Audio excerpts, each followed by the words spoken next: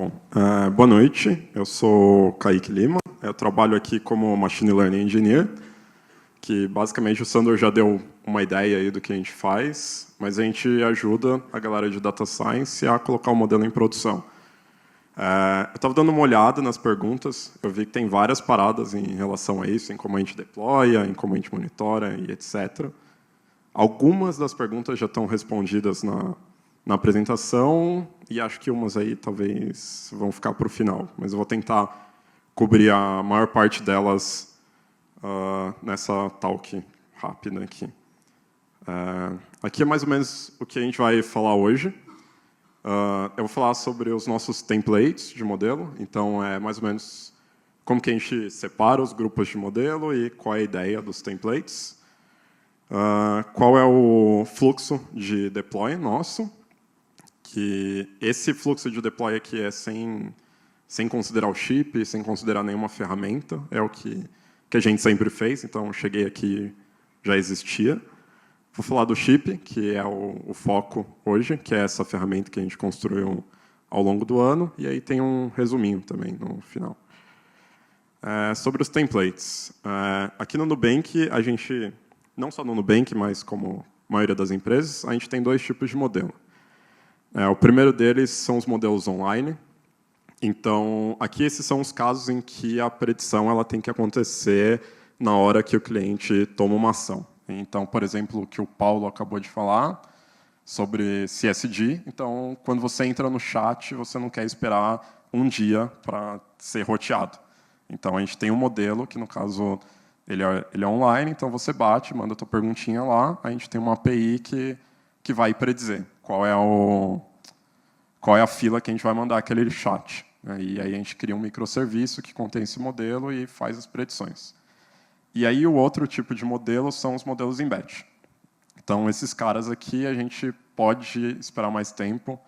Então, acho que um dos modelos de collections lá que o Fakuri falou, a gente pode esperar um dia para tomar a decisão. Então, a gente pega um batch lá de clientes e todas as ações que eles tomaram ao longo do tempo, e a gente schedula esse cara para rodar uma vez por dia, e a gente acessa todos os dados do Data Lake, ao invés de esperar um HTTP request lá. Então, esse cara é o outro tipo de modelo que a gente tem. Aí, o que a gente pensou? Eu tenho esses dois tipos de modelo, e eu tenho várias coisas em comum entre eles. Então, por exemplo, todos os modelos online, eu preciso ir lá e subir um serviço. Todos os modelos em batch, eles precisam acessar o nosso ETL e pegar todos os dados e conseguir trabalhar nisso de uma forma eficiente.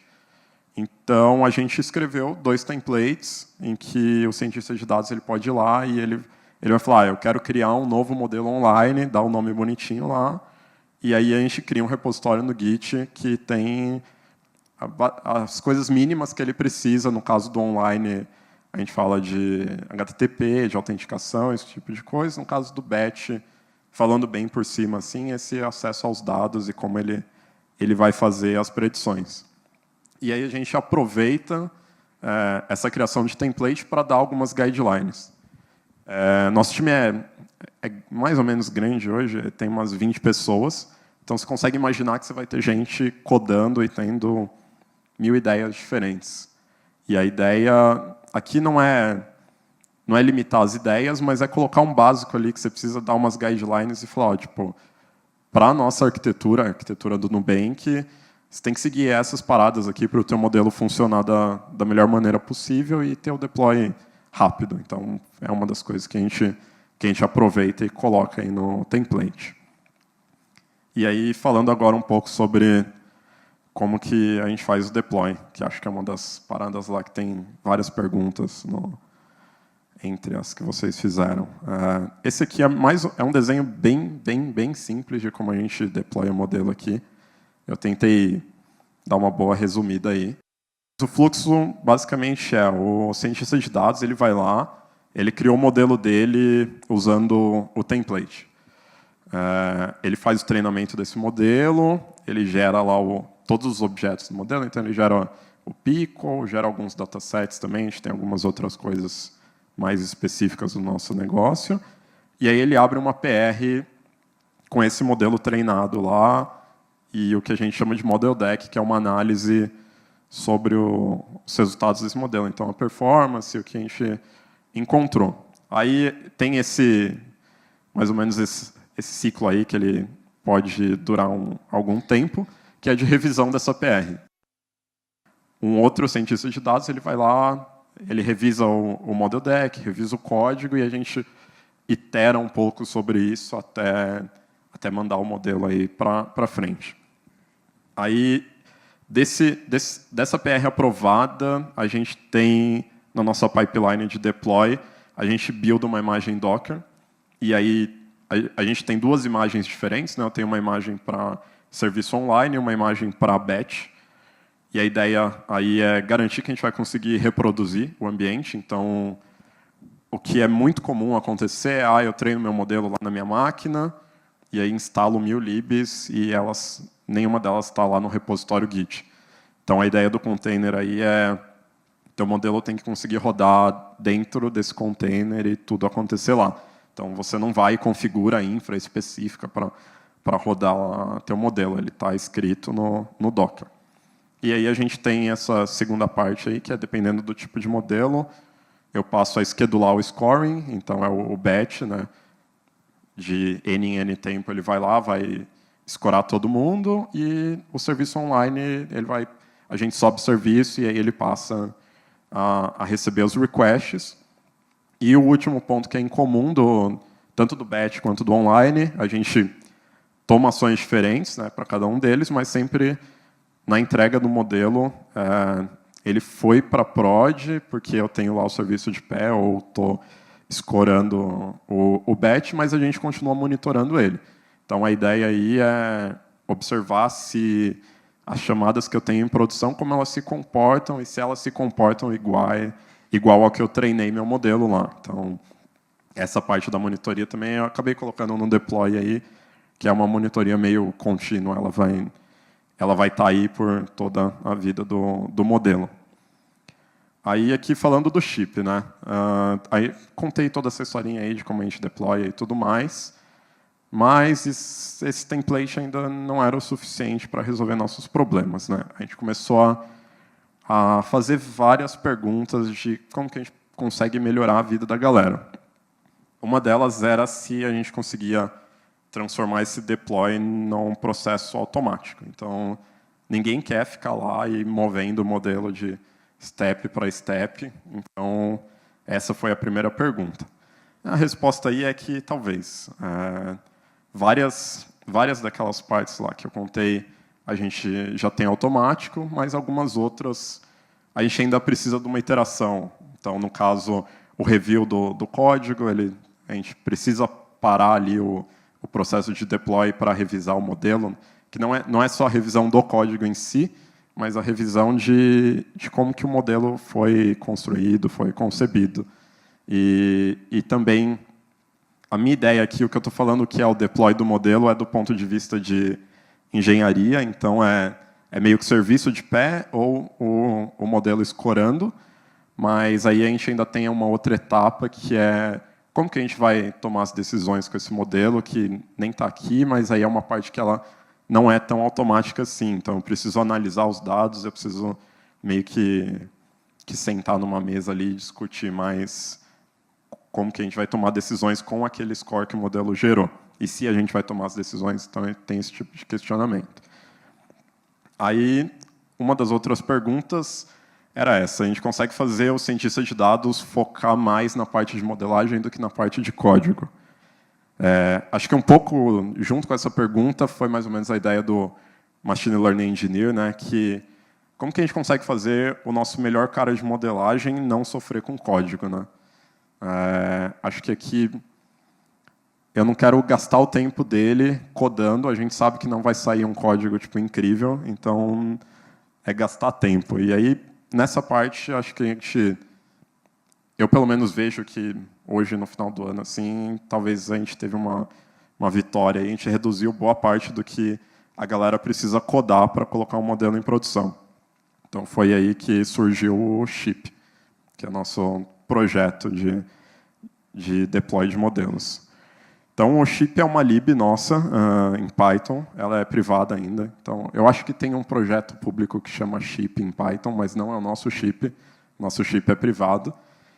E a ideia aqui é transformar esse processo numa coisa bem mais fácil para o cientista de dados e bem mais transparente. Então, tem várias coisas aqui que são bem importantes para a gente, como a segurança do serviço, do modelo, como que ele pega os dados, como que o serviço starta, como gerencia cada modelo cada objeto que o modelo gera, então os picos que o modelo gera, como que eu sei tudo que está acontecendo ali. Ele não fez tudo ficar automático, mas a gente conseguiu reduzir toda essa parte que antes um cientista de dados tinha que escrever. E aí tinha que se preocupar com esse tipo de coisa. Então, hoje, quando eu coloco um modelo online para rodar, é bem transparente. Então, toda a interação com a nossa arquitetura, toda a interação com segurança do Nubank, todo esse tipo de coisa, você meio que nem sabe o que está acontecendo e está acontecendo ali. Aqui eu coloquei um sample bem simples do chip. Então, o que o cientista de dados tem que escrever é um model spec, que a gente chama, que é basicamente a descrição do modelo. Então, eu falo o nome dele, versão dele, onde estão os dados, que aí, no caso, está como um path local, mas geralmente é no S3 ou algo do tipo. E aí os parâmetros do modelo, e tem mais uma série de coisas que você pode colocar nesse model spec que o chip trata para a gente. Bem mais declarativo o deploy do modelo. E aí, aqui é um exemplo de como é o treino. Então, com aquele model spec ali, o cientista de dados ele basicamente roda esse script, que tem chip train, e aí ele passa o model spec. Aí acontece a magia e o modelo é treinado. Também você coloca qual é a função de treino, tem bem mais coisas, mas isso aí resume bem. E esse model ID gerado, ele já aponta para as três, então a gente já consegue encontrar o modelo, tem um log bem completo do que rolou no treino, só com essas linhas de código aí. E aqui é um exemplo do startup do serviço. Então, eu digo para o chip qual é o model ID, e aí tem alguns adapters. Então, no caso do modelo online, eu recebo um payload JSON, e aí eu preciso transformar esse cara em algo que o modelo entenda, e a mesma coisa para o output. Então, eu preciso ter um esquema para o meu output para garantir que todo o nosso ecossistema entenda, né? Porque aqui a gente não está falando só do modelo. Esse output do modelo, no caso do online, ele vai ser uma resposta para um outro microserviço do Nubank, e tudo isso tem que conversar muito bem. A gente tem que garantir que nada vai... Eu não posso responder, sei lá, uma linha separada por vírgula, como se fosse um CSV, se meu serviço espera um JSON, esse tipo de coisa. Então, a gente não quer esse tipo de nada acontecendo em live. Aí é mais ou menos com esses 3 pedaços você coloca um modelo online para rodar. Aí aqui, bem resumindo, as ideias que a gente queria, chip, com toda essa conversa aqui. Acho que a primeira delas é bem importante, que é tratar o modelo como um modelo ou qualquer produto de dados, né, como uma entrega de código. Então, você tem que escrever testes para tudo, e aí, no nosso template, no chip, a gente já entrega uma série de testes que são padronizados ali, e a gente testa, por exemplo, como que o modelo escora, como que o serviço se comporta. Várias dessas coisas elas já estão nessa pipe. Então, quando a gente abre uma PR, eu já sei se o serviço funciona, por exemplo. Então, eu posso revisar mais a parte do modelo, mais a parte do negócio em si, do que a parte de código, porque a gente meio que já sabe que o código está ali no padrão, e aí eu tenho os testes.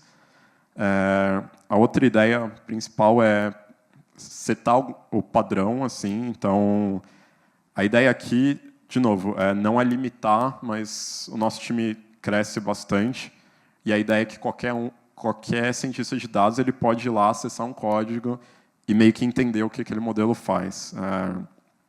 Quando eu entrei aqui, eu apanhei um pouco para isso. Acho que a gente tinha vários códigos que eu não fazia a menor ideia do que fazia. Eu olho para a nossa base de código, acho que a gente colocou vários modelos em produção nos últimos 6 meses, sei lá, 8 meses, e eu consigo entender, por mais que eu não faça parte do squad, que esse review de modelo, geralmente, ele é entre squads, a gente tenta colocar alguém de outro squad para revisar o modelo, então é importante que essa pessoa entenda o código. Então, o padrão ajuda bastante isso. Eu consigo bater o olho lá e sacar o que está rolando. E aí, a última bem importante, que é, tipo, seja um vigia. Então, colocou o modelo em produção, ele não está entregue.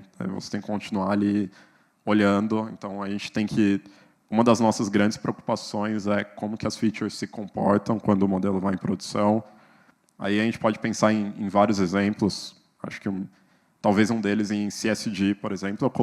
Eu treinei o modelo, coloquei ele em produção lá, e aí o Nubank foi e lançou um novo serviço. Então, eu vou passar a ter perguntas relacionadas a algo que meu modelo não viu. E aí isso é bem importante para a gente saber, monitorando o modelo, tipo, sei lá, o Nubank lançou o débito, e aí isso passou a ser uma pergunta. Então, a gente tem que estar preparado para saber o que vai acontecer lá e tipo, o modelo não vai barrar todos esses tickets aqui. Esses tickets vão cair para Experience ou algo do tipo. E aí a gente monitora também métricas do serviço, que aí é mais na parte de infra mesmo. Então, quanto tempo o meu serviço leva para predizer, se meu serviço está de pé boa parte do tempo, o meu serviço está caindo, error rate, esse tipo de coisa. E aí as features também de performance do modelo, que são bem importantes, a gente continua olhando ao longo do tempo. Acho que isso é bem importante. O modelo é tipo um filho que você tem que ficar lá de olho e sacar que ele está crescendo e como que ele está se comportando. E era isso. Acho que consegui cobrir mais ou menos a parte do deploy.